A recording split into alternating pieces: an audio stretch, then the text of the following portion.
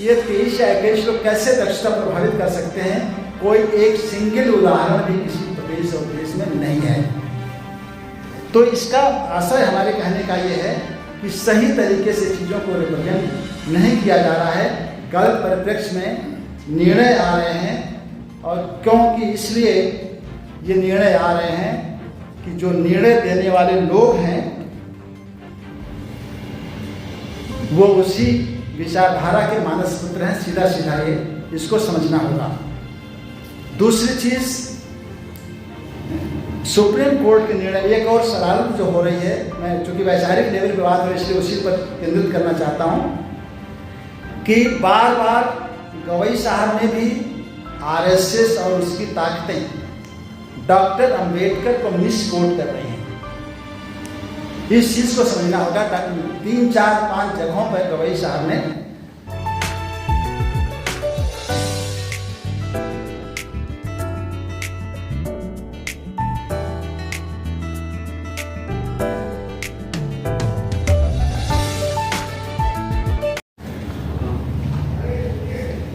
आज बहुत ही महत्वपूर्ण विषय पर आयोजित इस संगोष्ठी के माननीय अध्यक्ष जी, आयोजक मंडल के सभी साथी, सम्मानित मंच और देश के विभिन्न कोनों से आए हुए परिवर्तनकामी क्रांतिकारी साथी,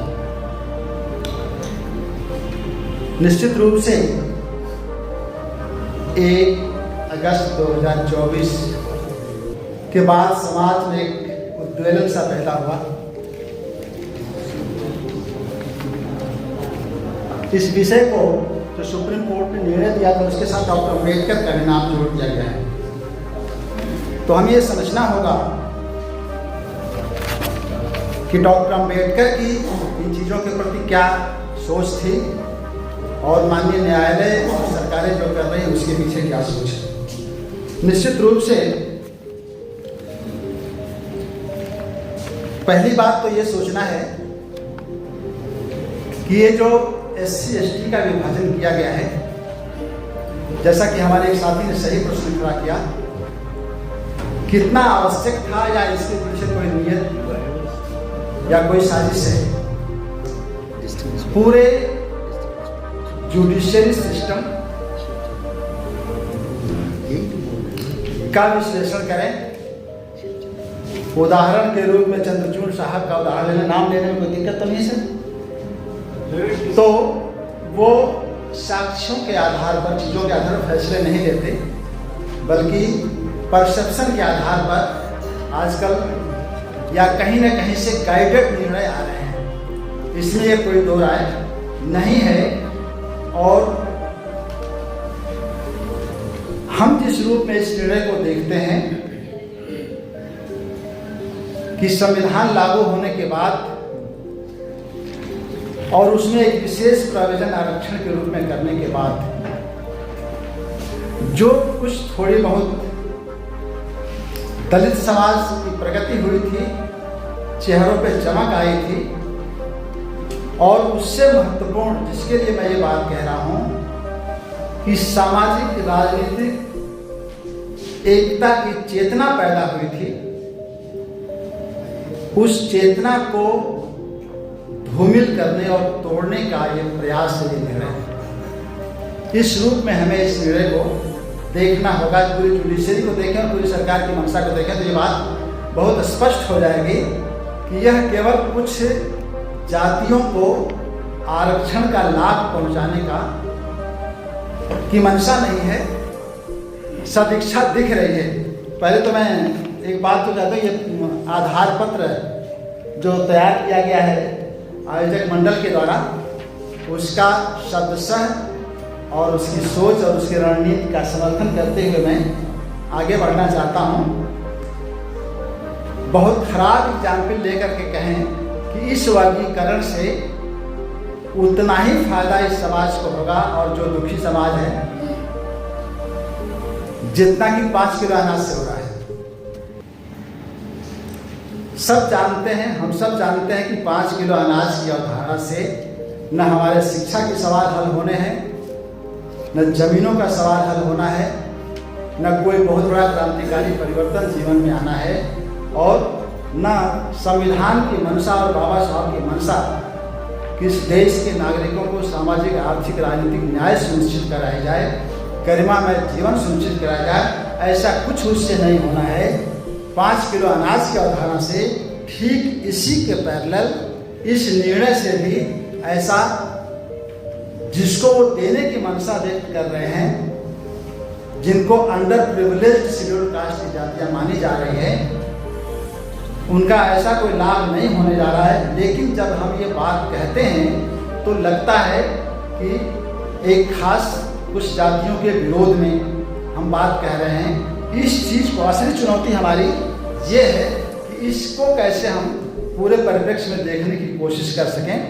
निश्चित रूप से यह निर्णय संविधान की मंशा के खिलाफ है, बाबा साहब डॉक्टर अम्बेडकर की पूरी आइडियोलॉजी या उसकी मंशा के खिलाफ है। इसको हमें समझना पड़ेगा।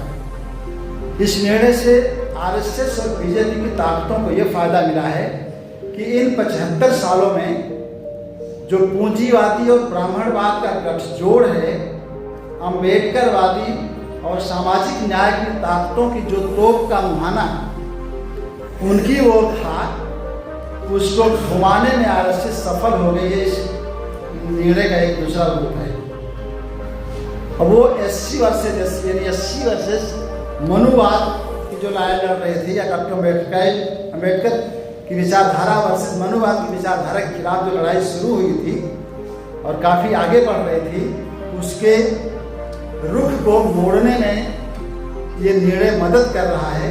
इस रूप में भी हमें इसे देखना होगा।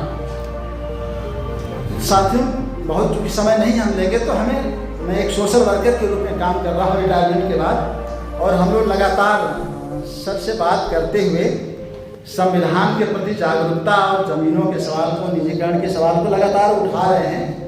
तो प्रश्न ये है, एक तो जो अंडर प्रिविलेज जातियां, जैसे वाल्मीकि समाज की बात आई, दूसरे जगहों पे मलिका की बात आ रही है, हमारे बिहार में तो एक निर्णय पर थोड़ा सा ध्यान आकर्षित करना चाहेंगे। एक सर निवासन साहब रावही के ब्लॉग पे एक बहुत अच्छा लेख है। सुप्रीम कोर्ट के निर्णय के पूरा पढ़ने से आप ये देखेंगे कि यह निर्णय किस आधार पर लिया गया है। न कोई आंकड़े, न कोई सर्वे, न कोई रिपोर्ट का हवाला, कुछ किताबों के संदर्भों को छोड़ करके तो कोर्ट दे रही है, और न ही बहस के दौरान सरकार या पक्षों से मांग रही है। आपको याद होगा यम नागराज का केस, जो हमारी सरकारें देने में विफल रही थी। कोई ऐसी मांग उसने नहीं किया था कोर्ट ने। थोड़ा सा समझ लेना चाहेंगे। एम नागराज के केस में 3 बातें कोर्ट ने, मानी सुप्रीम कोर्ट ने कहा था कि एक तो हमें ये आंकड़ा बता दो कि इन एडुकेट रिप्रेजेंटेशन है या नहीं है।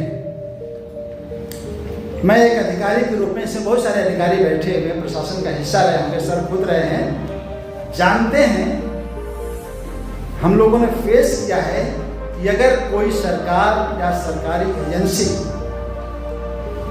किस विभाग में कितने कर्मचारी किस जाति के हैं, किस समूह के हैं, ये लाना चाहे आंकड़ा, तो 48 घंटे से अधिक का ये काम नहीं है। लेकिन सरकारों ने नहीं दिया, इसलिए मनसा पर सवाल खड़ा होता है। दूसरी बात उसने कहा था कि बैकवर्डनेस को डिफाइन करें कि बैकवर्डनेस है कि नहीं है। ऑलरेडी संविधान में जो सबसे बड़ी चुनौती, जो इस निर्णय के परिप्रेक्ष्य में जो चीज़ों को समझने की जरूरत है, वो ये है, जब ऑलरेडी बाबा साहब डॉक्टर अम्बेडकर बार बार कह रहे हैं, संविधान बार बार कह रहा है कि those who are socially and educationally backward, तो ये तो वेल डिफाइंड है, ये मांगने का भी कोई तुक नहीं था। दुखद पहलू ये है कि सुप्रीम कोर्ट से लेकर के माननीय अदालत न्यायालयों से लेकर के सरकार और सारी जितनी एजेंसीज हैं रिजर्वेशन के पक्ष को सिर्फ और सिर्फ आर्थिक नज़रिए से या गरीबी उन्मूलन की नज़रिए से देख रही हैं। ये हमको समझाने और समझने की ज़रूरत है। ये चुनौती है। ये वास्तव में गरीबी उन्मूलन का कार्यक्रम है ही नहीं, ये रिप्रेजेंटेशन का मामला है, सहभागिता का मामला है। इस चीज़ को लगातार इग्नोर किया जा रहा है। तो इसी तरह से तीसरी जो बात की गई थी नागराज केस में कि क्या SC को की बात आई थी कि इनको देने से कहीं दक्षता तो प्रभावित नहीं होगी शासन प्रशासन की, यानी बैकवर्डनेस बताने में और दक्षता प्रभावित हो रही है या नहीं हो रही है प्रभावित बताने में सरकार को कोई आंकड़ा देना नहीं था। स्पष्ट है कि अगर 100 में 21 या 23 लोग SC कम्युनिटी से हैं और 79 या 77 लोग दूसरी कम्युनिटी से हैं, सो कॉल्ड मेरिटोरियस लोग हैं, तो ये 23 या 21 लोग कैसे दक्षता प्रभावित कर सकते हैं? कोई एक सिंगल उदाहरण भी किसी प्रदेश और देश में नहीं है। तो इसका आशय हमारे कहने का ये है कि सही तरीके से चीज़ों को रिप्रेजेंट नहीं किया जा रहा है, गलत परिप्रेक्ष्य में निर्णय आ रहे हैं। और क्योंकि इसलिए ये निर्णय आ रहे हैं कि जो निर्णय देने वाले लोग हैं वो उसी विचारधारा के मानस पुत्र हैं। सीधा सीधा ये इसको समझना होगा। दूसरी चीज, सुप्रीम कोर्ट के निर्णय, एक और शरारत जो हो रही है, मैं चूंकि वैचारिक लेवल पे बात हो इसलिए उसी पर केंद्रित करना चाहता हूं कि बार बार गवई साहब ने भी RSS और उसकी ताकतें डॉक्टर अंबेडकर को मिस कोट कर रही हैं। इस चीज को समझना होगा। 3, 4, 5 जगहों पर गवई साहब ने डॉक्टर अंबेडकर को गलत तरीके से गलत संदर्भों में कोट किया है और इस तरह से कोट किया है कि जैसे लग रहा है कि बाबा साहब एक संप्रभु क्लास के खिलाफ जब SC के दर्द को बात कर रहे थे, आक्रोश की बात कर रहे थे, तो उस संप्रभु क्लास की जगह पर यहाँ जो कुछ आगे बढ़ी हुई जातियाँ कही जा रही हैं उनको रख दे रहे हैं। यानी SC वर्सेज SC में ही वो चीज़ों को देखने की कोशिश कर रहे हैं उनकी जगह पर रख करके। तो इस चीज़ को भी हमें समझना होगा। साथियों, 2 उपाय हम लोगों को एक सामाजिक संगठन के रूप में, राजनीतिक संगठन के रूप में करने की कोशिश करनी चाहिए कि एक जो अंडर प्रिविलेज समाज कैटेगराइज करके बनाने की कोशिश कोर्ट ने किया है, उनके साथ बैठ करके एक निश्चित रूप से विमर्श इस तरह का तैयार करना होगा कि पूरी, चूंकि अम्बेडकराइट फिलॉसफी और डॉक्टर अम्बेडकर के खिलाफ भी इधर बहुत सारे नैरेटिव्स तैयार कर लिए गए हैं और उनके दिमागों में भर लिया गया है। यूपी के उदाहरण को आप देखेंगे कि एक 3-4 सालों तक RSS ने पूरा एक प्रछन्न अभियान चलाया कि यादवों ने, वहाँ की यादव जातियों ने बाकी अन्य OBC जातियों का हक खा लिया है, वहाँ के चमारों ने बाकी अन्य जातियों का हक खा लिया है। तो एक नैरेटिव चलाया गया। इसी तरह से दूसरा नैरेटिव ये करने की कोशिश हो रही है। तो एक तो इन जातियों के साथ, इन संगठनों के साथ जो वाल्मीकि समाज, वैश्य समाज जिनका प्रतिनिधित्व कर रहे हैं, उनके साथ विमर्श को बढ़ाना होगा ताकि सही परिप्रेक्ष्य में आरक्षण और उसकी अवधारणा को समझा जा सके। दूसरी चीज़, एक लकीर खींचने में कोर्ट कहें या RSS को कहें, BJP सरकार को कहें, वो सफल हो गई है। विभाजन करने में कोशिश नहीं कर रही, सफल हो गई है। तो इसलिए एक तो उनके साथ विमर्श बढ़ाएं। दूसरी चीज़ साथियों, हमला चूंकि सांस्कृतिक, राजनीतिक, आर्थिक चौतरफा हमला है RSS का, इसलिए हमें सुचिंतित तरीके से चौतरफा यानी सभी मुद्दों पर, आर्थिक मुद्दों पर, राजनीतिक मुद्दों के साथ साथ सांस्कृतिक मुद्दों पर भी विमर्श को तेज करना होगा, अपनी लड़ाई को तेज करना होगा। बिना उसके हम इनकी मंशा का सामना नहीं कर सकते।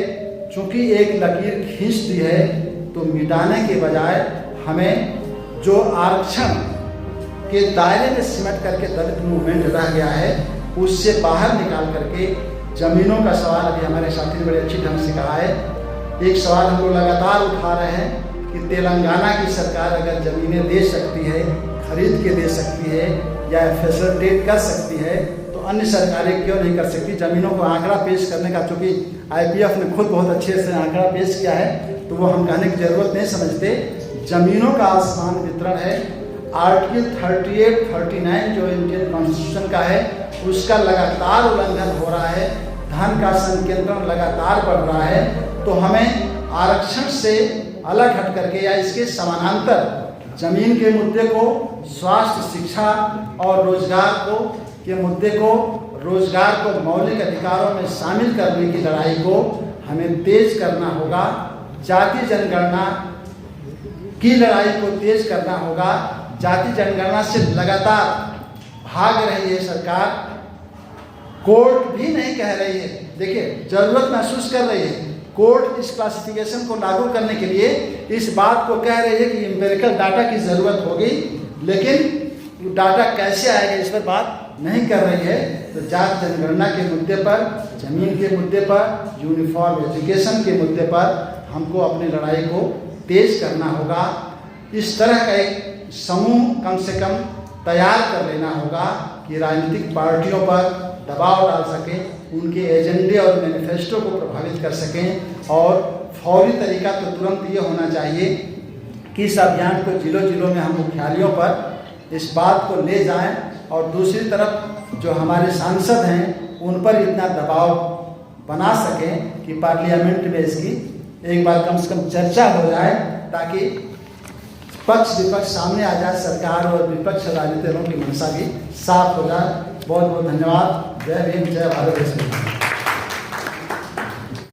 वीडियो कैसी लगी आप अपने कमेंट्स के माध्यम से हमें बता सकते हैं, और चैनल को लाइक, शेयर और सब्सक्राइब जरूर करें। धन्यवाद।